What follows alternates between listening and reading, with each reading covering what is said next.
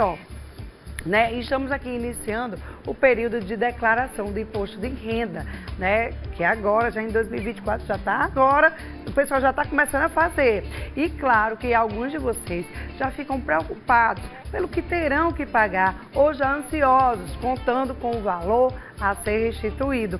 E o delegado da Receita Federal, o Hamilton Sobral, ele já está aqui para falar sobre esse assunto. E você, claro, pode tirar suas dúvidas através do nosso WhatsApp, que nós vamos deixar aqui na telinha, caso você precise perguntar alguma coisa, tá bom? Hamilton, seja bem-vindo aqui ao nosso programa Manhã da Gente, fica à vontade. Vamos conversar um pouquinho sobre essa questão da declaração, são muitas dúvidas, né? O pessoal fica meio assim, como é que faz? Será que eu posso fazer de casa? Tem que ser com contador? Não tem que ser? Será que eu sou obrigada a fazer essa declaração? Então tem muitas perguntas aí que eu queria, né, já começar a fazer para você.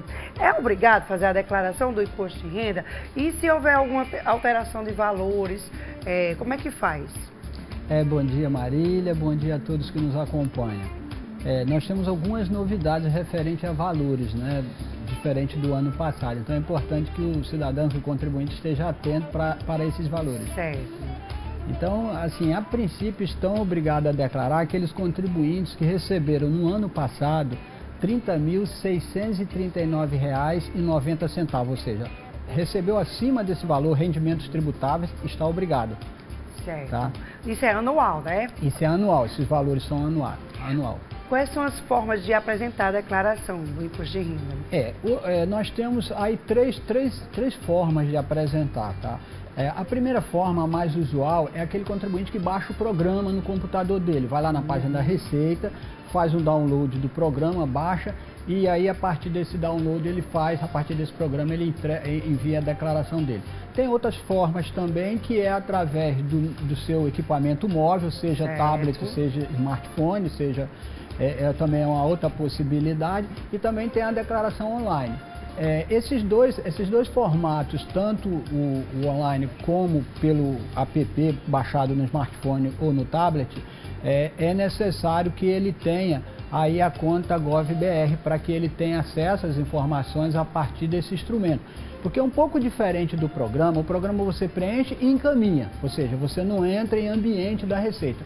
Já o online e através do app ou através do tablet, você vai ter acesso ao que nós chamamos de ECAC, que é um ambiente de atendimento virtual da Receita. Então, para essas duas formas, ele precisa ter aquela conta GovBR prata ou ouro. Maravilha. Existe uma opção, né, pela declaração pré-preenchida, simplificada? Exato, e aí isso aí já vem esse não é o primeiro ano, que é a opção de você fazer a declaração pré-preenchida. O que é a declaração pré-preenchida? Nós sabemos que quando chega esse período de entrega de declaração, os contribuintes ficam ali buscando aquela documentação, informe de rendimento, despesa médica, despesa com plano de saúde, recibo, enfim, ele fica um pouco atordoado por conta dos documentos que ele tem que ter em mãos para poder confeccionar a declaração.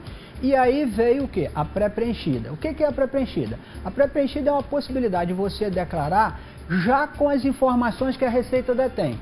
Então você tanto pode acessar a pré-preenchida através do programa, também lembrando sempre que quando você acessa esse ambiente do ECAC, você precisa de conta GovBR prata ou ouro.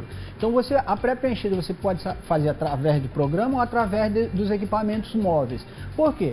E aí qual é a grande vantagem da pré-preenchida? Todos os dados que terceiros informou de você, está lá disponível para você verificar, confirmar, alterar, excluir, incluir, ou seja, tem várias possibilidades que você pode estar utilizando na pré-preenchida. Mas de qualquer forma você fica mais tranquilo, porque são ali todas as informações que a Receita detém do contribuinte. Então é muito mais simples, muito mais rápido, é seguro. Então aí fica aí uma dica para o contribuinte buscar a pré-preenchida. Lembrando, Marília, que no ano passado nós recebemos em torno de 26% das declarações que foram feitas, foi utilizada a pré-preenchida. Maravilha. Deixa eu te fazer outra pergunta, né? Tem um prazo agora que eu acho que vai ser até maio, abril, maio? Maio, até maio, dia 31. Né?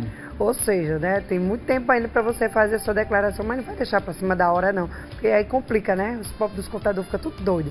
Mas enfim, essa questão da declaração, né? Quem não declarar, o que é que acontece?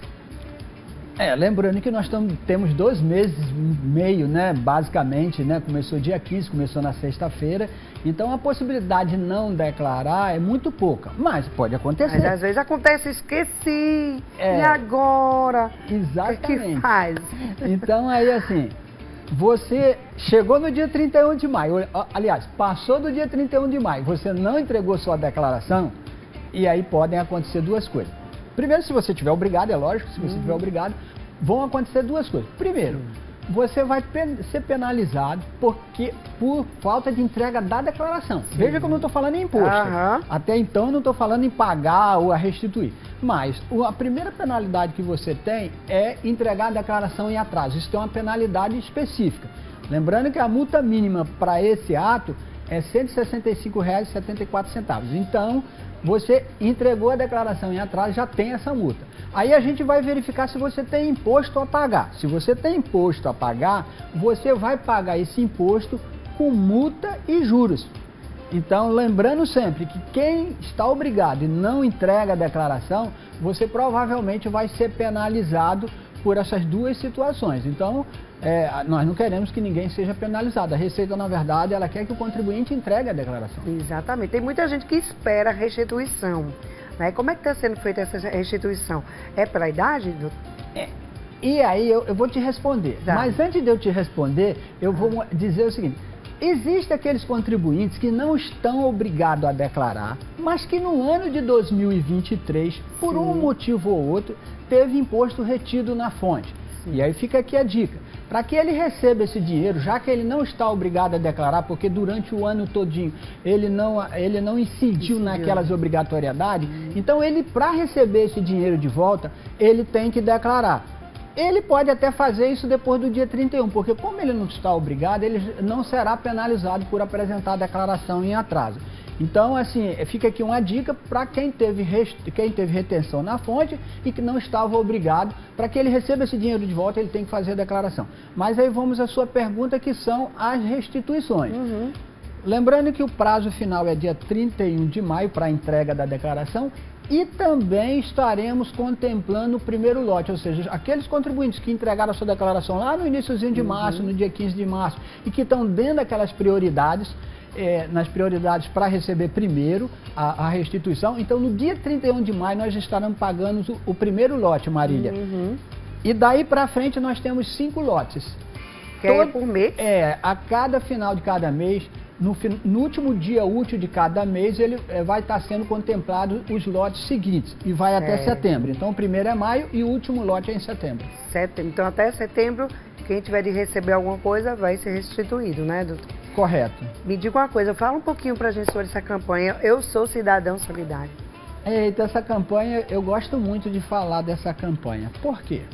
Porque, na verdade, a legislação deu ao cidadão, ao contribuinte, dizendo, não, você paga seus impostos. E aí você tem aqui uma oportunidade de dizer para onde vai o seu dinheiro. Porque, em regra, como é que acontece? O contribuinte paga seu imposto, paga seus tributos, esse dinheiro vai para o Tesouro, o Congresso se reúne e resolve. Nós vamos gastar aqui em saúde, em educação, em segurança, enfim. E aí nós temos uma grande oportunidade do cidadão, do contribuinte, ele decidir para onde é que vai o tributo dele. Ai, que maravilha. Então ele, a partir da declaração dele, ele pode destinar parte do imposto devido tanto para o fundo da criança e do adolescente, como do idoso. Lembrando que esse dinheiro, se você escolhe, porque você tem vários fundos, você tem um fundo nacional, tem um fundo estadual, e cada município, em tese, tem um fundo da criança e do adolescente e do idoso. Então você pode escolher lá no programa da declaração qual o fundo que você quer, de qual município você quer. É lógico que nós não temos todos os municípios, fica aqui um apelo a todos os gestores municipais que criem seus fundos para poder estar recebendo esse recurso. Mas nós temos muitos municípios com fundos, inclusive em João Pessoa nós temos, tanto da criança e do adolescente como do idoso. Então você vai na declaração, você escolhe qual é o fundo que você quer, o programa já lhe diz qual é o limite que você tem para destinar em função dos seus dados, e aí você pode botar uma parte no fundo, outra parte no outro. Esse dinheiro ele fica aqui, se for um município aqui do estado ou o próprio estado, esse dinheiro fica aqui no estado, ele é carimbado, ele só pode ser utilizado para essa atividade. Só tem um detalhe que a gente esclarece aqui. Quem faz a declaração na forma daquele desconto padrão de 20%, não pode, Marília, destinar. Só para o formulário completo, onde você tem todas as deduções legais. Então, quem faz a opção pelo desconto padrão, que é um desconto... Porque quando você está preenchendo sua declaração, ali na lateral esquerda, vai mostrando para você qual é a melhor opção para você. Exatamente. E, às vezes, a melhor opção é pelo desconto padrão, porque você provavelmente vai ter uma restituição a maior, então vai pagar um imposto a menor. Mas quem eu escolher pelo modelo completo, com todas as deduções legais, está aí uma oportunidade de destinar parte do seu imposto para essas atividades. Nós sabemos que tanto os idosos como as crianças necessitam, as pessoas que trabalham com esse público necessitam desses recursos, e aí fica uma oportunidade. Só lembrando, no ano passado, nós tivemos destinado aqui no estado da Paraíba aproximadamente 2,4 milhões de reais.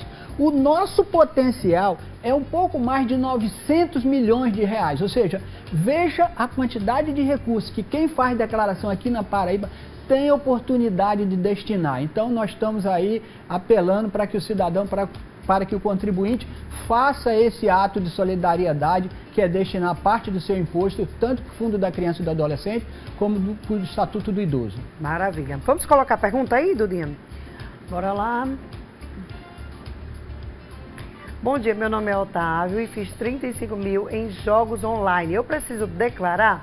Boa. Essa questão de jogos, coisas que a pessoa faz na internet, que ganha dinheiro ali pela internet, vendas, enfim.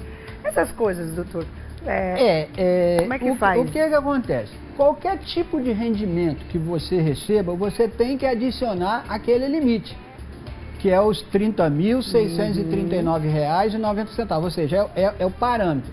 Se você teve rendimentos que ultrapassaram esses valores, então, em tese, você está obrigado. Então, considerando a pergunta, ele provavelmente estará obrigado. Por quê? Porque ele teve rendimento dessa atividade, ou seja, ultrapassou.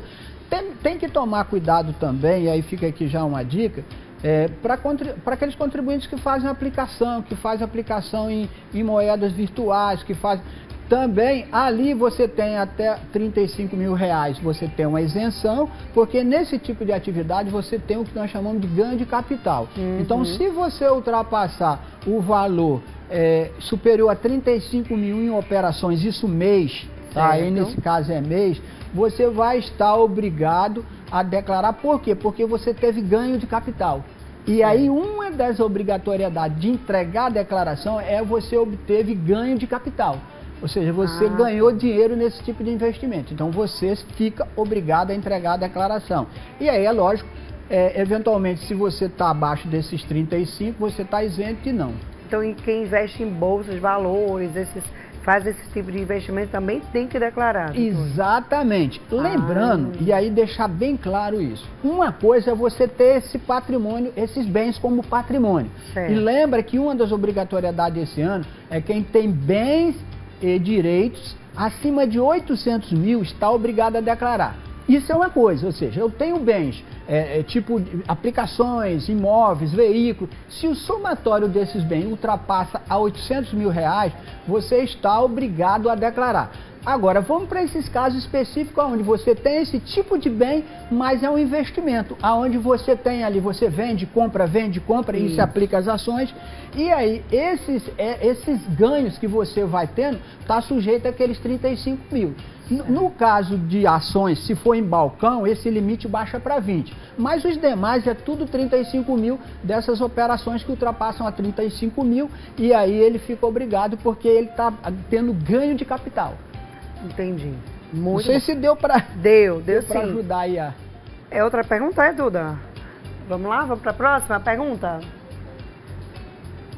No caso de servidores públicos concominantes, quando não houver o recolhimento total na fonte, esse valor poderá ser cobrado na declaração, doutor? Tem algum problema se acontecer essa falta do imposto da fonte?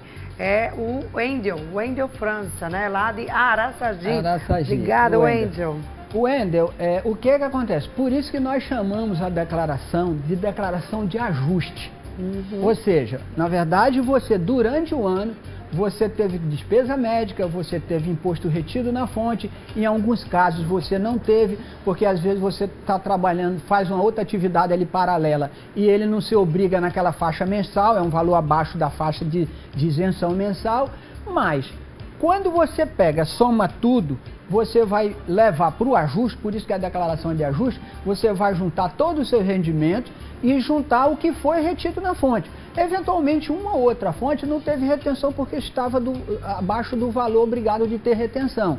Mas, quando você vai para o ajuste, você tem que pegar o que foi retido e levar para o ajuste, para que junte tudo isso e aí ela faça uma apuração do seu imposto devido, porque pegou todo o seu rendimento, pegou todas as suas despesas, e aí o resultado disso vai dar seu imposto devido, que dependendo do que foi retido, você vai ter a pagar ou a restituir. Então é essa a lógica. Então, se houve retenção, se não houve, não vai ter problema, porque no ajuste você vai fazer todo esse levantamento e o resultado, provavelmente, se não teve retenção, vai ter imposto a pagar. Maravilha. Tem um áudio aí, né? Solta aí, vai, Dudinha. Bom dia, Marília, bom dia. Eu gostaria de saber se, por exemplo, eu pago pessoa física e tenho uma empresa MEI, mas o MEI está atrasado. Aí, será que é por isso que eu não recebi, nunca recebi meu ressarcimento, que chama, nunca recebi nada. A restituição, né? Enfim, eu vou até complementar aqui, né, que eu ia fazer exatamente essa pergunta de quem faz, né, a declaração de imposto de renda, pessoa física, tem que também fazer a jurídica, ela tem MEI, né, mas tem pessoas que têm empresas um pouco maiores, e aí tem que ser feitas as dúvidas, doutora? E como é que faz nesse caso? Eu só não consegui ouvir o nome da senhora que estava falando. Foi Neide?